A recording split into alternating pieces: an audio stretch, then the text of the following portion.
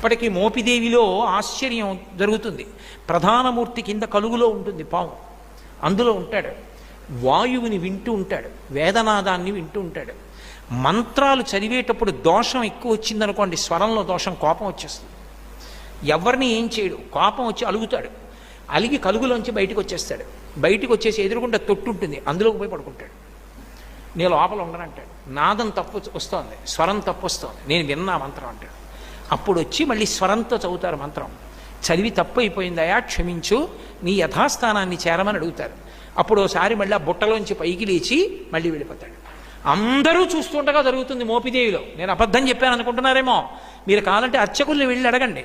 కిందే ఉంటుంది కలుగు, అందులోనే పడుకుని ఉంటాడు. అందరూ చూస్తుండగా బయటకు వస్తాడు. స్వరం తప్పినా, అనాచారం ఎక్కువైపోయినా బయటకు వచ్చేసి అలకపాన్ పెక్కి పడుకుంటాడు. మళ్ళీ వెళ్ళి వేదం స్వరంతో చెప్తే లోపలికి వెళ్ళిపోతాడు.